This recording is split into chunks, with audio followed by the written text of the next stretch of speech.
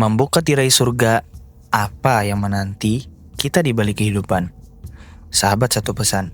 Pernahkah terbayang seperti apa rasanya mencapai puncak kebahagiaan abadi? Sebuah tempat di mana segala penderitaan lenyap dan hanya sukacita tak terbatas yang tersisa. Pertanyaan sederhana ini tentang bagaimana Anda membayangkan surga membawa kita pada sebuah perjalanan menakjubkan melintasi berbagai kepercayaan.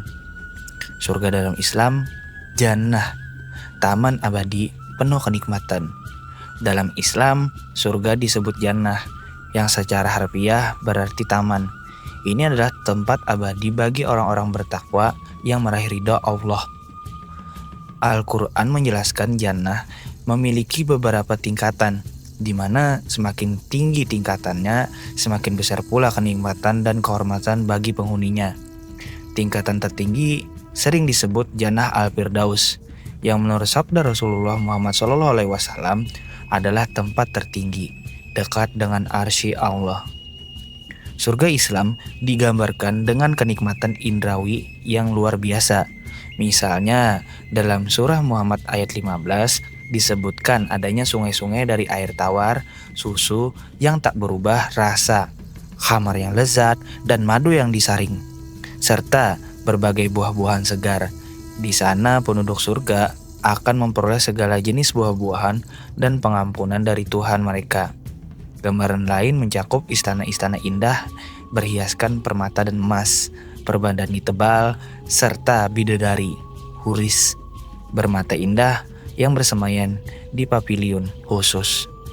Menurut sarjana Smith dan Haddad, di surga penduduk akan makan dan minum jauh lebih banyak dari dunia 100 kali lipat tanpa merasa sakit, tua, perlu tidur, atau buang air. Semua kebutuhan jasmani yang melelahkan itu hilang. Sebaliknya, mereka tetap muda selamanya, dikaruniai kesehatan dan kebahagiaan sempurna. Secara keseluruhan, dalam Islam, surga adalah kebun surgawi penuh rahmat, di mana setiap keinginan baik manusia terpenuhi tanpa penderitaan. Surga dalam Kristen, persekutuan kekal dengan Tuhan. Dalam tradisi Kristen, surga atau heaven lebih ditekankan sebagai tempat atau keadaan berada bersama Tuhan. Alkitab menggambarkan surga sebagai kediaman Allah dan para malaikatnya, sekaligus tempat bersemaian jiwa orang benar yang telah meninggal. Jadi, inti konsepnya adalah persekutuan kekal dengan Tuhan, di mana umat Kristiani akan menerima kehidupan kekal dalam kasih-Nya, bukan sekedar taman fisik. Namun, kitab Wahyu dalam Perjanjian Baru memberikan gambaran simbolis tentang surga sebagai kota yang agung.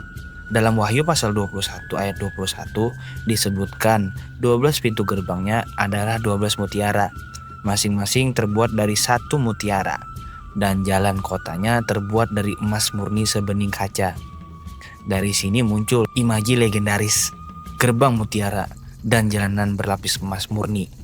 Di Yerusalem baru, kota surgawi bagi orang kudus, warna emas dan kilau permata menjadi simbol kemuliaan surgawi. Banyak denominasi menyebut gerbang itu pearly gates. Di sisi lain, surga dalam Kristen juga dihubungkan dengan tahta Allah di surga. Yesus Kristus setelah dibangkitkan, diangkat ke surga dan duduk di sebelah kanan Allah menurut iman Kristen. Dengan demikian, seseorang yang masuk surga dipahami tinggal dalam hadirat ilahi, mengalami sukacita dan penghormatan ilahi, meskipun Alkitab tidak banyak menggambarkan detail fisik surga. Tema utamanya adalah kelimpahan sukacita di dalam kasih Tuhan. Secara filosofis, surga dalam kekristenan mencerminkan persekutuan kekal dengan Allah sebagai karunia terbesar manusia. Surga dalam Hindu, swarga, alam surgawi yang sementara. Dalam kepercayaan Hindu, surga disebut swarga atau svargaloka. Indraloka adalah alam surgawi para dewa. Swarga digambarkan sebagai salah satu dari 7 loka tertinggi dalam kosmologi Hindu. Dipimpin oleh Dewa Indra sebagai raja para dewa. Di sana terdapat istana indah seperti istana Pejayanta, di ibu kota Amrapati, penjaga gajah, Airapata, serta sumber-sumber keinginan tak terbatas seperti sapi Kamandenu dan pohon kalpa priksa yang memenuhi segala keinginan. Para penduduk surga adalah makhluk dengan karma baik yang taat pada dharma dan ritual suci. Mereka hidup dalam kenikmatan luar biasa, menikmati musik, tarian, dan keindahan surgawi sebagai buah dari perbuatan saleh mereka. Namun, penting dicatat bahwa surga bukanlah tujuan akhir spiritual dalam Hindu. Setelah menikmati kebahagiaan surgawi, jiwa-jiwa itu akan terakhir kembali, yaitu reinkarnasi, ke alam dunia sesuai siklus kelahiran dan karma. Dengan kata lain, surga bersifat sementara. Ia adalah hadiah atas perbuatan baik, bukan pembebasan akhir. Hukum karma memastikan bahwa setelah waktunya habis, jiwa melanjutkan siklus kelahiran baru. Dewa Indra sendiri memerintah surga bersama istrinya.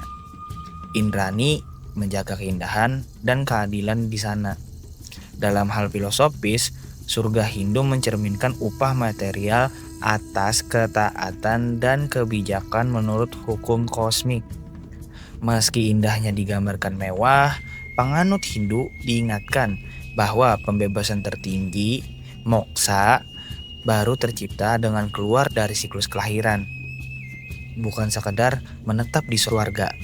Surga dalam Buddha, Sukapati, tanah suci untuk pencerahan.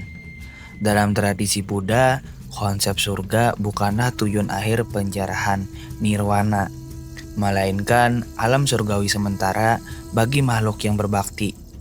Khususnya dalam Mahayana, tanah suci dikenal sebagai Sukapati, dunia barat kebahagiaan. Di bawah pimpinan Buddha, Amitabha, Buddha cahaya tak terbatas. Sukapati sering disebut tanah murni, pure land.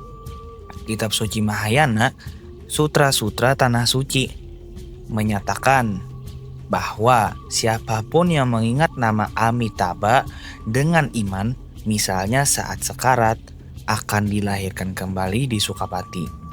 Dengan demikian, umat Buddhis Mahayana bermohon agar lahir di sana melalui pengabdian pada Amitabha. Menurut gambaran sutra, Sukapati adalah dunia penuh sukacita dan kemuliaan.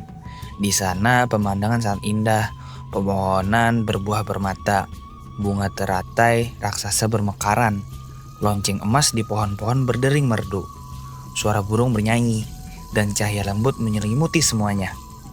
Amitabha Buddha digambarkan duduk di atas teratai besar di tengah kolom surgawi, ditemani dua bodhisattva, Avalokiteshvara dan Mahasataparata. Jiwa-jiwa yang terlahir di Sukapati masuk ke dalam kuncup teratai, dan ketika mereka benar-benar bersih dan mencapai pencerahan, kuncup itu terbuka dan mereka bangkit sebagai Buddha yang baru. Banyak yang kemudian bertekad dilahirkan kembali ke dunia manusia setelah meninggalkan Sukapati untuk mencapai pembebasan nirwana. Penting ditegaskan bahwa Sukapati bukan nirwana tertinggi. Sebaliknya, itu adalah alam suci yang memudahkan makhluk mencapai pencerahan. Bagi umat Buddha, pembebasan tertinggi, nirwana, dicapai ketika siklus kelahiran benar-benar terhenti. Sukapati hanya merupakan perhentian sementara yang dipenuhi kebahagiaan berlipat bagi yang tekun berlatih dharma. Dengan kata lain, surga Amitabha menghilangkan penderitaan duniawi sejenak dan mempersiapkan makhluk menuju pencerahan sejati. Surga dalam Yudaisme, Olam Haba, dan Gen Eden, kedekatan spiritual dengan Tuhan. Dalam Yudaisme, surga juga diakui walaupun statusnya bukan fokus utama kehidupan sehari-hari umat Yahudi. Mereka menyebut alam akhirat ini alam Haba, dunia yang akan datang, atau Gen Eden, Taman Eden. Istilah Gen Eden di sini merujuk pada keadaan surgawi jiwa, bukan kebun fisik yang sama dengan Taman Eden. Para nabi menurut tradisi rabbinik, Gen Eden sering diibaratkan sebagai kembalinya jiwa keadaan bahagia Adam dan Hawa sebelum kejatuhan. Suatu keberadaan tanpa dosa dan penuh kedamaian. Di sana, jiwa yang saleh berada dalam keadaan rohani yang murni menunggu kebangkitan jasmani di akhir zaman. Pada yang sama, konsep alam hoba bisa bergabung dengan pengertian mesianik, era pembaruan dalam pemikiran Yahudi. Namun ketika para rabi berbicara soal kehidupan setelah kematian, mereka kerap menggunakan alam haba seolah-olah sinonim dengan Gen Eden, sebuah alam surga tempat jiwa berada sesaat setelah mati. Banyak orang Yahudi Ortodoks percaya bahwa mereka yang beribadah dan taat akan langsung pergi ke Gen Eden setelah mati. Adapun Gen Eden itu sendiri sering digambarkan tidak sekadar tempat fisik, tetapi bisa juga sebagai keadaan kesadaran di mana jiwa merasakan kedekatan sempurna dengan Tuhan. Dengan demikian, surga dalam Yudaisme mengenalkan pembaruan dan kedekatan spiritual dengan Tuhan. Singkatnya, baik Gen Eden maupun alam hoba adalah harapan kebahagiaan setelah kematian bagi orang Yahudi. Ide utamanya adalah jiwa manusia terbuat dari percikan ilahi yang hidup kekal, yang mereka percaya suatu hari akan kembali bersatu dengan Tuhan dalam kebahagiaan abadi. Surga Yahudi merupakan harapan atas pemulihan dan kesempurnaan yang ditunggu-tunggu, baik dalam arti jamak era mesanik maupun kekal kedekatan dengan Yang Maha Kuasa. Kelima gambaran surga tersebut ternyata menampilkan beragam mitos dan simbol. Namun, semuanya merefleksikan harapan manusia pada kebahagiaan tertinggi dan kehidupan yang sempurna. Di Islam dan Kristen, surga adalah taman atau kota indah di hadapan Tuhan. Dalam Hindu dan Buddha, surga adalah alam surgawi di bawah pimpinan dewa-dewa yang terkait erat dengan siklus kelahiran. Dalam Yudaisme, surga lebih difokuskan pada kedekatan rohani dengan Tuhan daripada bangunan tertentu. Secara universal, dapat dikatakan setiap budaya melukiskan surga sebagai kondisi gembira, penuh harmoni, dan kedamaian abadi. Meskipun begitu, mungkin muncul pertanyaan, bagi dirimu pribadi, apa arti surga itu? Apakah ia sebuah tempat setelah kematian? Ataukah suatu kondisi batin di dunia ini? Gambaran surga seringkali mencerminkan nilai dan harapan tertinggi manusia di dunia. Dengan membandingkan visi-visi ini, kita diingatkan bahwa di balik perbedaan, umat manusia memiliki kerinduan yang sama untuk kebahagiaan dan kedamaian abadi. Terima kasih telah menonton video ini sampai habis. Jangan lupa untuk klik tombol like jika kalian menyukai video ini. Tinggalkan komentar dengan saran konten tentang apa lagi yang ingin kalian dengar. Subscribe channel ini agar kalian tidak ketinggalan setiap kali kami mengunggah konten menarik lainnya.